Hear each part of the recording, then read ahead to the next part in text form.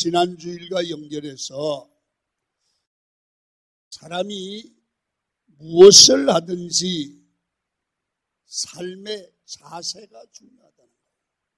자세. 여러분, 무엇이든지 되는 사람은 늘 보면 자세가, 말하는 자세가, 행동하는 자세가, 인사하는 자세가 되게 하거든요. 저 사람을 보면 될 것 같아요. 뭐들 해도. 근데 안 되는 사람은 말도 행동도 안 되는 자세를 취해요. 그래서 여러분이 자기를 돌아보시고 뭐가 잘 되지 않으면 나를 살펴보셔야 돼요. 말하는 자세. 됐나 말이에요. 내 말을 듣고 다른 사람이 기뻐할까? 내 말을 듣고 다른 사람이 응해줄까? 내가 행동하는 자세, 인사하는 자세, 기도하는 자세, 여러분 이런 자세를 살펴보고 잘못되거나 부족한 부분이 있으면 고쳐야 돼요. 여러분 신앙생활도 그렇습니다. 바른 믿음의 자세를 하나님 앞에 바르게 갖는 거 중요하죠. 그리고 교회 앞에 다른 사람 앞에 믿음의 자세. 주님은 너희는 세상의 빛과 소금이라. 다른 사람들에게 빛과 소금의 자세를 가지고 신앙생활을 하면 그게 바로 복을 받는 길이고 승리의 길인 줄로 믿습니다.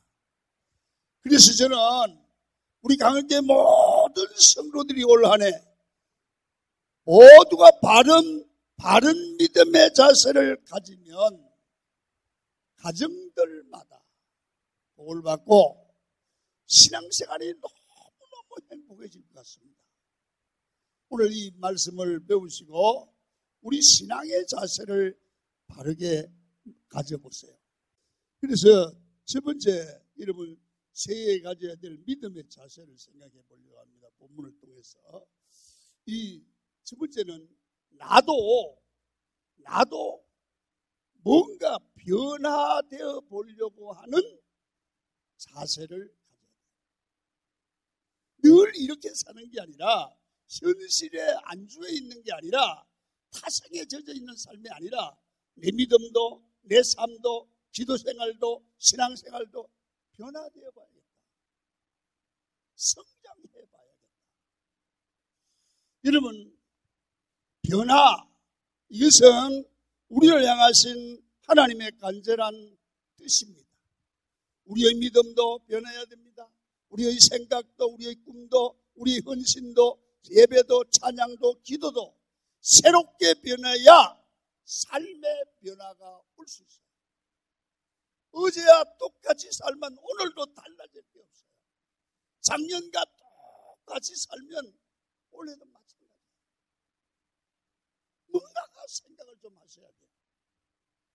여러분 본문의 배경을 보면 당시 이스라엘 백성들이 얼마나 여러분 하나님의 자녀로서 변질되고 타락한 생활을 하다 그만 하나님의 징계를 받고야만 합니다. 하나님의 징계로 바벨론 나라로 포로로 끌려가서 무진장 고생을 합니다.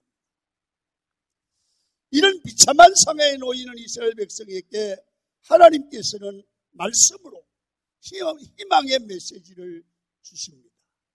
오늘 한번 듣겠습니다. 29장 10절입니다. 시작. 여호와께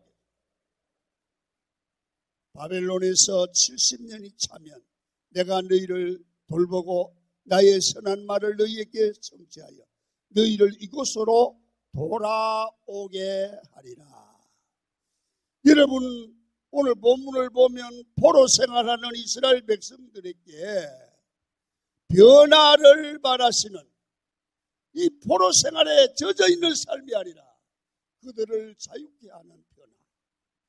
여러분 70년 동안 포로 생활을 하면서 이 그냥 그 사람들은 고정관념 속에 여러분 거기에 그냥 포로로서 살아가는 그렇게 안정하게 그냥 난 포로인가 보다 그렇게 살아가는 타성에 젖어 있습니다.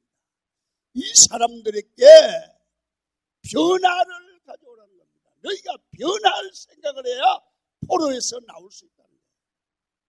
바벨론 포로에 끌려갔던 이스라엘 백성들은 대단한 혼란을 겪고 있습니다. 무슨 얘기냐면 근거 없는 어떤 사람들이 낙관론을 제시합니다. 거짓 선지자의 잘못된 메시지에 의해서 1년 후면 2년 후면 우리 포로 생활 끝난다.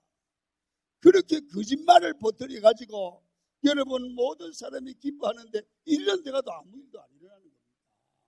이건 거짓말에 의해서 휩쓰이는 겁니다. 또 어떤 사람들은 반대로 여러분 여론을 형성하는데 우리는 자유 없다. 바벨론 포로 생활하다 망한다. 여러분 이게 포로 생활을 하다가 죽어갈 것이다. 낙심하고 설망하고 있습니다. 근거 없는 비관론자들에 의해서 온 백성들이 포로 생활하는 것도 힘이 드는데 여러분 그런 말 듣고 이 사람들은 낙심합니다. 그런데 하나님께서 예레미야를 통해서 말씀을 하십니다. 새롭게 변화를 위한 메시지를 던져주는 겁니다. 이스라엘 백성들이 바벨론 포로 생활에서 눈만 뜨면 보고 듣는 게 바벨론 문화 아닙니까? 그런 타성에 젖어서 절망적인 상황에 살아갈 수밖에 없는 그들에게 하나님이 말씀합니다. 이스라엘 백성아, 너희는 하나님의 백성이야. 바벨론 포로 생활을 영원히 할 사람이 아니야. 너희들은 거기가 바벨론이 영원히 살 곳이 아니라 오히려 너희는 하나님의 백성으로서 하나님의 인도를 받고 하나님의 복을 받고 살아야 될 백성이야. 이렇게 메시지를 주는 거예요. 오늘 이 말씀은 무슨 말입니까? 오랜 동안 세상을 살면서 실패와 낙심케 만드는 자리에 주저앉아서 아무 희망도 갖지 못한 채 살기 쉬운 우리들에게 하나님께서는 아니야. 지금 너 형편없어도 변화될 수 있어. 너도 믿음을 가지면 잘 살 수 있어. 하나님의 축복을 받으면 잘 살 수 있어. 그냥 주저앉지 말고 일어나야 되는 거야. 여러분, 그래서 너는 내 아들이면 반드시 복을 받을 거야. 회복될 거야. 일어날 수 있어.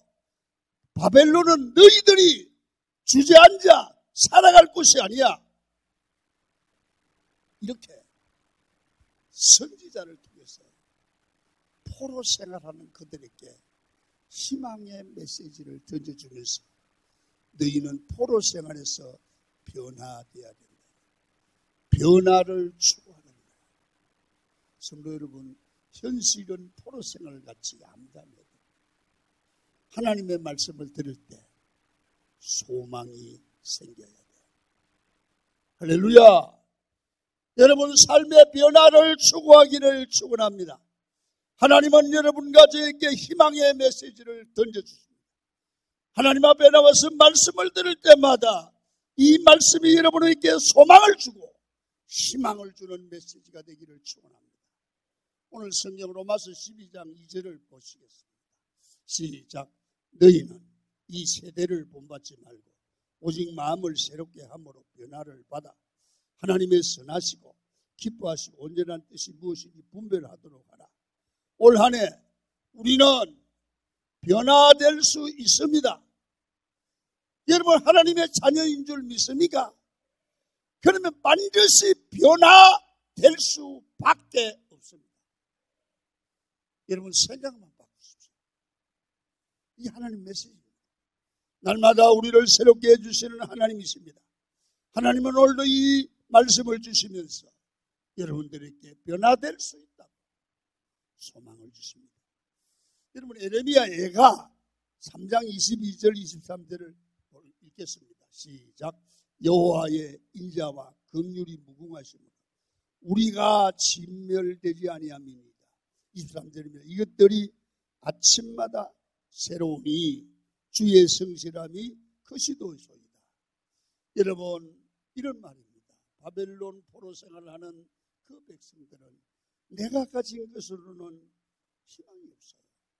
주저앉을 수밖에 없고 세상에 안주할 수밖에 없고 그냥 의미 없이 살아가는 이 벌레 같은 존재로 살 수밖에 없지만, 우리가 하나님 앞에 나와서 깊이 말씀 받고 기도할 때 아침마다 우리에게 은혜를 주셔서 새롭게 해주시는 그 하나님의 말씀을 붙잡을 때 우리는 변화가 가능하다는 거예요.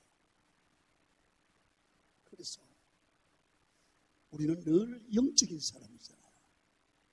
육체를 만족시키고 육체를 편안하게 살아가는 것보다는 날마다 피곤하지만 새벽에 나와서 하나님의 말씀을 묵상하면서 하나님의 기쁜 뜻을 알고 날마다 여러분의 영혼이 새로워지기를 축원합니다. 여러분, 이렇습니다. 여러분, 어제는 내가 허물과 시리의 자리에 빠지고 엉뚱한 길로 갔을지라도 오늘의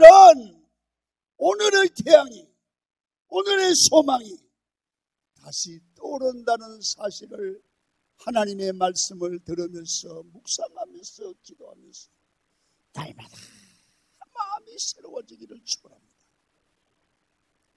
두 번째는 이 믿음이 자세를 갖는다. 이제는 변화되겠다. 두 번째는 내 생각과 내 방법대로 살아가는 게 아니고 하나님의 말씀이 인도하는 대로 말씀에 이끌려 살아가는 믿음의 자세를 두 번째는 가지셔야 돼요. 내 마음대로 사는 게 아니에요. 환경 따라 사는 게 아니에요. 말씀에 이끌려서. 여러분, 말씀이 시작합니다. 예레미야 29장 10절을 보면 여호와께서 이제 말씀하시느니라. 11절을 보니까 여호와의 말씀입니다. 예레미야 19장 14절을 보면 이렇게 말씀합니다. 시작. 이것은 여호와의 말씀이니라. 나는 너희들을 만날 것이며 너희를 포로된 중에서 다시 돌아오게 하되 보내었던 나라들과 모든 곳에서 모아 사로잡혀 떠났던 그곳으로 돌아오게 하리라. 이것은 여호와의 말씀이니라. 우리 인생은 여러분 너무 다른 사람보다 특별히 똑똑한 인생도 없고 덜 똑똑한 인생도 없어요. 특별히 잘난 사람도 없고 특별히 못난 사람도 없습니다. 그래서 세상 살아가는 거 보면 그런 말 있잖아요. 종이 한 장 차이라고. 여러분, 세상에서 낙심하고 좌절하지 않는 인생이 어디 있습니까? 머리 좋다고 낙심하지 않습니까? 그렇지 않아요. 누가 이 세상에 상처받지 않고 실패하지 않고 살아가는 사람이 있습니까? 없습니다. 그러나 여러분, 사람은 보면 전능하신 하나님의 말씀에 인도받는 사람들을 보면 늘 주님의 말씀이 임해요. 교회 오면 하나님의 말씀이 돌려요. 와, 저 말씀이 내게 주시는 저게 답이다. 이게 있는 사람이죠. 또 어떤 사람은 교인인데도 하나님의 말씀이 임해도 그냥 버려요. 순종하지 않아요. 그런데 어떤 사람은 말씀이 전혀 들리지 않고 임하지 않아요. 말씀만 들으면 졸리는 거예요. 오늘 예레미야도 마찬가지입니다. 예레미야의 출발은 참 초라하기 짝이 없습니다. 그런 예레미야에게 하나님의 말씀이 임했기 때문에 위대한 지도자가 됩니다. 예레미야 자신이 똑똑한 게 아닙니다. 하나님의 말씀이 임했기 때문에 위대한 사람이 된 겁니다. 여러분, 예레미야 1장 2절 한번 읽어보겠습니다. 시작. 아몬의 아들 유다왕 요시야가 다스린 지 33년에 여호와의 말씀이 예레미야에게 임하였고 4절 여호와의 말씀이 내게 임하니라 이르시되 예레미야 같은 위대한 선지자가 된 것은 복된 하나님의 말씀이 그에게 임했기 때문입니다. 그런데 예레미야가 얼마나 모자라고 문제가 많은 사람인지 그는 하나님의 말씀 앞에 어떤 때는 엉뚱한 반응을 합니다. 여러분 보세요. 예레미야 1장 6절입니다. 시작. 내가 이르되 슬프도소이다. 주 여호와여 보소서. 나는 아이라 말할 줄을 알지 못하나이다. 우리와 같지 않습니까 여러분? 사람이 밀어나면 하나님의 말씀이 임해도 그 말씀을 나의 삶에 진리고 생명으로 받아들이고 적용하지 못합니다. 그러면 그 말씀이 우리를 위대한 삶으로 이끌지 못합니다.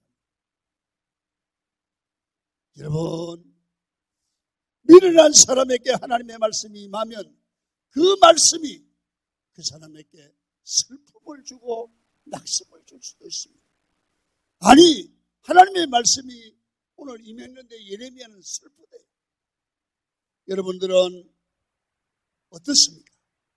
교회 오실 때마다, 예배를 드릴 때마다, 말씀을 묵상하실 때마다, 신앙생활 하실 때마다 이 말씀은 살아계신 하나님이 내게 주시는 음성이다. 이 들리십니까? 여러분, 무슨 문제가 있을 때 하나님 앞에 기도하고 주의 음성이 들려요. 올해는 2019년에는 무슨 문제가 있든지 어려움이 있을 때 기도하면 말씀이 나의 말씀으로 임하는 들려지는 축복이 있기를 축원합니다. 여러분, 살아계신 하나님의 말씀이 임할 때 그 말씀이 여러분의 희망이 되기를 축원합니다. 그 말씀이 나를 회복시키고 기쁨과 소망이 되기를 축원합니다. 하나님의 말씀이 임한 것 때문에 슬퍼도소이다 주 여호와여. 그는 슬픔의 자리로 나가는 인생이 되면 실패합니다. 이런 초라한 고백을 하던 예레미야는 하나님께서 그의 약점을 극복해 주십니다. 예레미야 1장 9절을 보십니다. 시작. 여호와께서 그의 손을 내밀어 그 입에 대시며 여호와께서 내게 이르시되 보라 내가 내 말을 네 앞에 두었느니라. 나는 아이라고 열등감에 사로잡혀 있던 예레미야에게 하나님께서는 말씀으로 그에게 임하셨다는 겁니다. 여러분, 그럴 때 예레미야는 위대하게 됐습니다. 이 땅을 사는 우리는 두 가지 종류의 영향의 중에 하나라는 겁니다. 예레미야처럼 하나님의 말씀의 영향을 받고 사는 인생이 있는가 하면 주변에 섞여 사는 불만의 인종들, 탐욕을 가진 잡족, 그들의 영향력 아래 놓일 수가 있습니다. 여러분, 이 세상의 모든 문화가 정상적인 구조가 아닙니다. 사람을 혼미하게 만드는 것입니다. 이런 시대를 살아가기 때문에 우리는 아침마다 살아계신 하나님의 말씀의 영향력 아래 들어갈 수 있기를 축원합니다. 인생은 영향력 문제입니다. 강하게 모든 성도들이 영적으로 능력이 부어지고 실력이 탁월해져서 세상 악한 자들을 품고 선한 영향력을 그들에게 행사하시기를 축원합니다. 그러나 예수 믿고 구원받은 우리가 잡족, 악한 자들의 영향을 받지는 말아야 돼요. 만약에 그렇지 않고 내가 그들에게 끌려가고 그들의 영향을 받을 수밖에 없다면 그 사람들과 연을 끊어야 돼요. 이 영향력의 문제는 대단히 중요한 문제입니다. 성도들이 하나님의 말씀의 영향력 아래 놓여서 한 해를 살아가시는 여러분이 되기를 축원합니다. 세 번째 기도의 믿음의 문제입니다. 우리는 늘 올 한 해는 뭘 하든지 어떻게 하든지 기도하는 믿음의 자세를 가져야 됩니다. 여러분, 예레미야 29장 11절을 한번 읽겠습니다. 시작. 여호와의 말씀이니라. 너희를 향한 나의 생각을 내가 안 하니 평안이요 재앙이 아니니라. 너희에게 미래와 희망을 주시는 것이니라. 이게 하나님의 본심이라는 겁니다. 우리가 이것도 모르고 맨날 좌절하고 낙심하고 조금만 어려움을 만나면 나는 인생이 끝났다. 교회 나가지 않는다. 나는 죽고 싶다. 여러분 그렇게 하지 마십시오. 이 말씀을 한번 기분 너무 좋은 말씀 한번 더 읽을게요. 시작. 여호와의 말씀이니 너를 향한 나의 생각을 내가 하나니 평안이요 재앙이 아니니라. 너희에게 미래와 희망을 주는 것이다. 아멘. 아멘.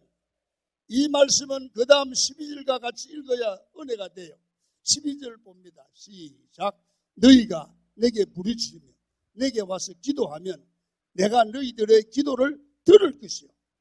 여러분 왜 우리가 하나님의 본심을 잘 알지 못합니까? 11절의 말씀을 구하면서 그것을 얻어내는 12절의 말씀대로 기도하는 삶을 살지 않기 때문에 성경이 거짓말처럼 느껴져요.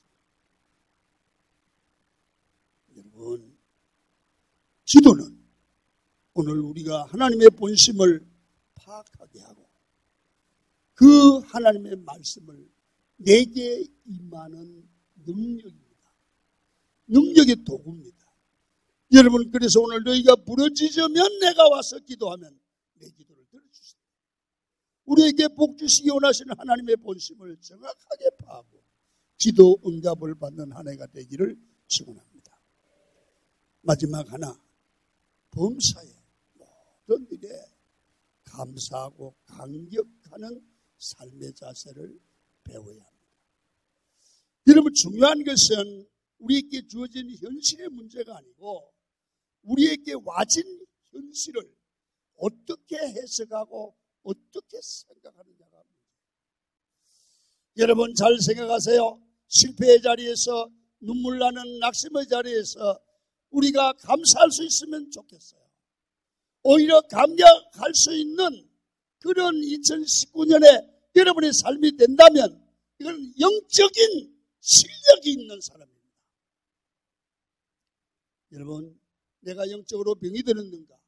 영적으로 충만한가? 이것을 가늠하는 잣대가 있다고 하면 내 안에 감사가 나오고 있는가? 내 안에 감격이 회복되고 있는가? 이걸 보면 알 수 있습니다. 그래서 여러분 사람이 말하기를 감사할 줄 어떤 사람이 말하기를 감사할 줄 모르는 사람은 벌하는 법은 없다. 왜냐하면 감사할 줄 모르는 삶 자체가 이미 벌을 받은 것이기 때문에 이런 표현을 한 적이 있어요. 여러분 감사하십시오. 여러분 감사를 표현하는 순간 이미 우리는 하나님이 우리에게 보상을 주십니다.